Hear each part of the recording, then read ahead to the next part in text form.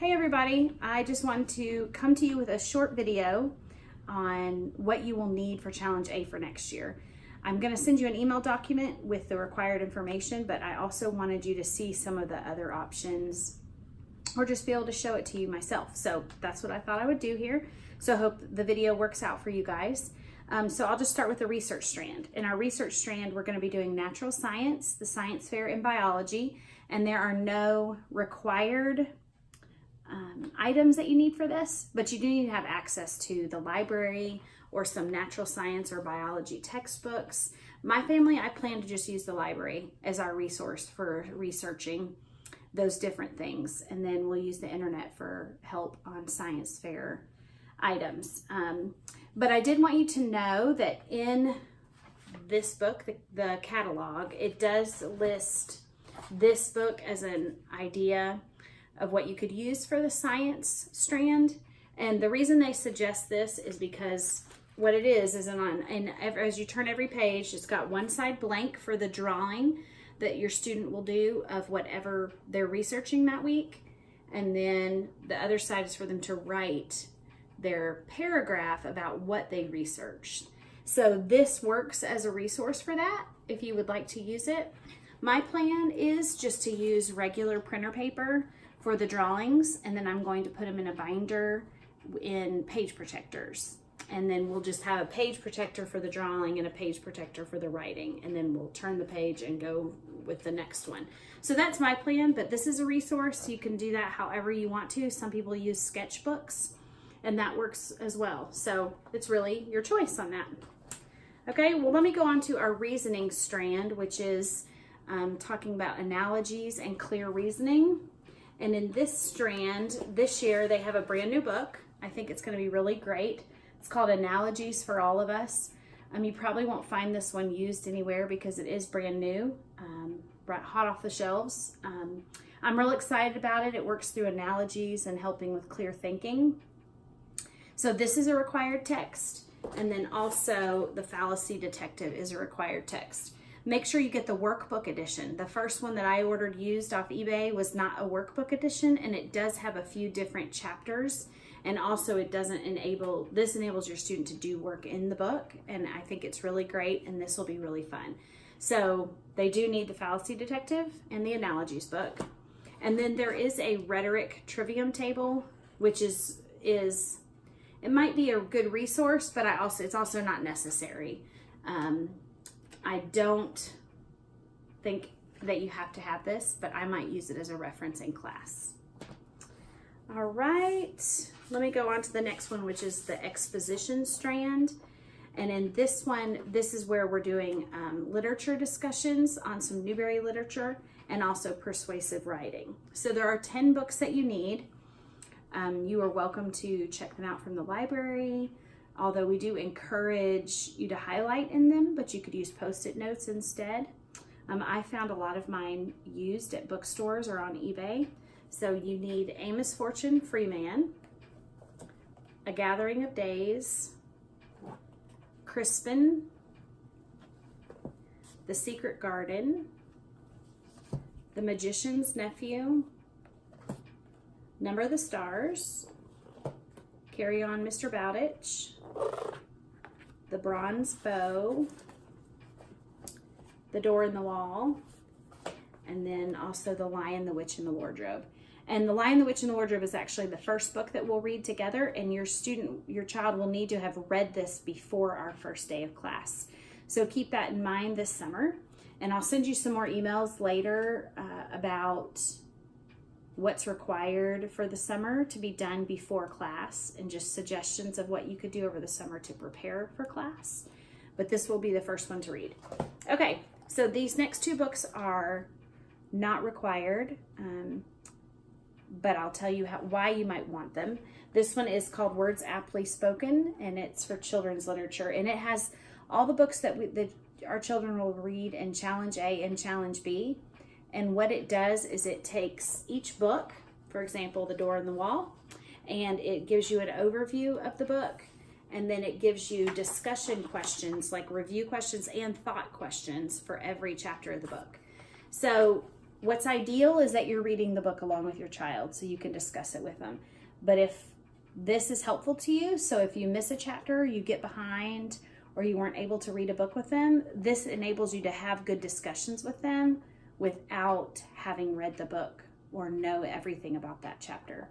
So I do highly recommend this. As you can see, I got it used somewhere, but I do recommend that. And this one is called Wakeful Words.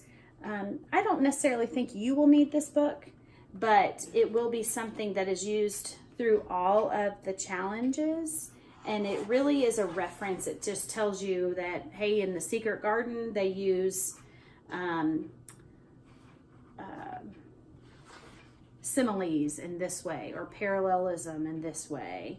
So as we're teaching our students things to use in their writing, this tells you where it's used in the books that they're reading as just a way to make connections. So this is definitely something I'll use in class as the director, but you may or may not find it useful at home.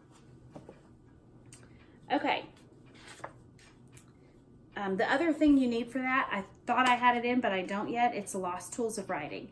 You need the teacher edition and the student edition, and I believe it's the 5th edition, but you will need the Lost Tools of Writing for that. Okay. Next is the debate strand, and we're doing cartography. This is the cartography book. It has just been out a year, but I have seen some used. But this one is great in it. It has maps. It actually has the black line maps in here that they can trace. So your student will need something to do their maps on. Some people, again, use a sketchbook, but my daughter is going to do it the same way I mentioned before about science. So we're just going to do it on either tracing paper or copy paper and just put it inside a binder in a page protector. So that's how we're going to do our maps. But you might choose to do that a different way, but that's the way we're going to trace maps. Okay, next we have the grammar strand, and our grammar is Latin. You will need the purple Latin book, which is the first year Latin book. And these are used in Latin, in Challenge A and B. And possibly one actually, but you definitely use them more than once. So the purple book, mine came in the mail today used, and it was already tabbed. I'm not sure if they tabbed the same stuff we need to, but that was great. And then the first year Latin key, and then the grammar Latin grammar book. So you need these 3 Latin books. I'm going to take mine to Office Depot or Office Max and get them to put it in a spiral binding. I've heard lots of people recommend that is way easier to function and use these books if they're spiral bound.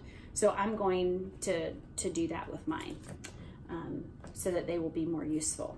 I do not have it, but I have purchased it and it's just not here yet.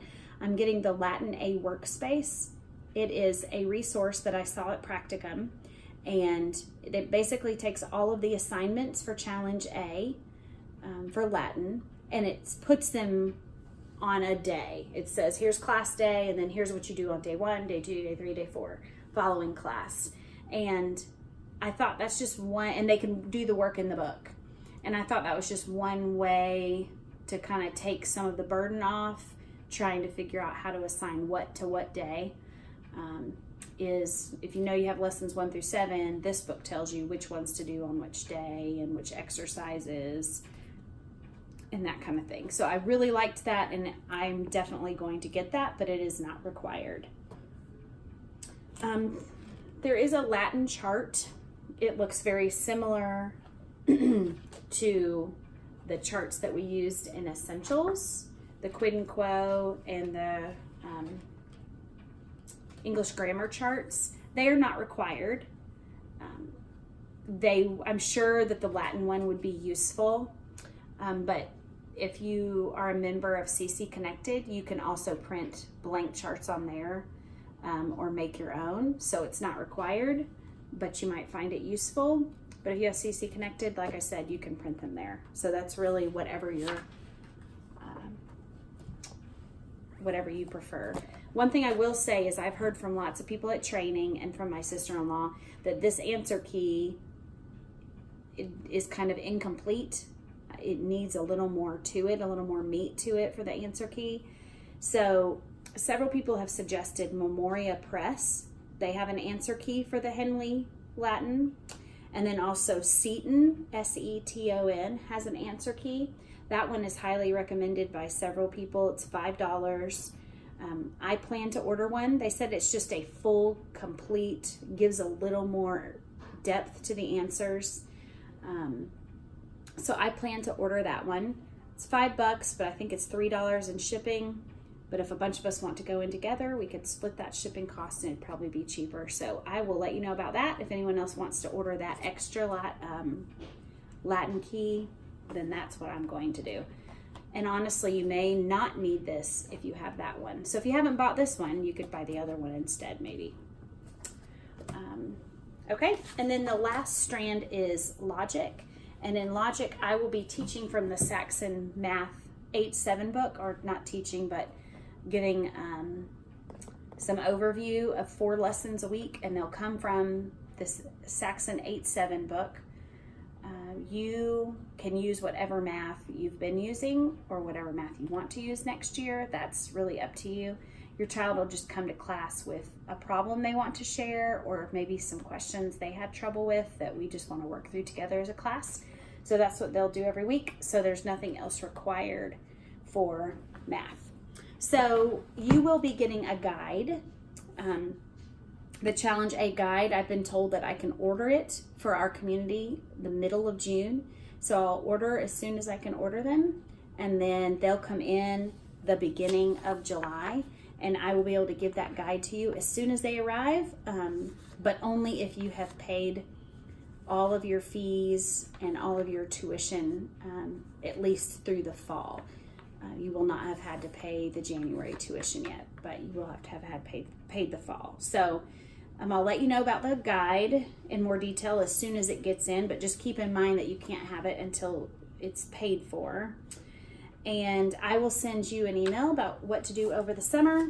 And then as far as the organization of class, what I'm going to do is I'm going to have 2 binders for Caroline. She's going to have one binder that has her guide in it, and I'm going to make sure I have dividers and tabs in there to make it easy to get to the different parts of the guide. And then she's going to have a folder inside that binder that has the holes punched in it that can go inside the binder. And she's going to be able to use that to take things to and from home and class. And then at home, I'm going to have a separate binder that will be her portfolio, and that's where we'll put all the work behind tabs for each section of class. So that's my plan, and I am sure as I figure it out as we go along that I'll share it all with you. Thank you for being patient with me, as this is a new learning thing for me, and I will share with you everything I know as I learn it. At this point, our starting date is August 5th, and if that changes, I'll let you know. We're working on some things with the church right now just to make sure calendars are right, and then we'll send out a complete calendar. But that is it.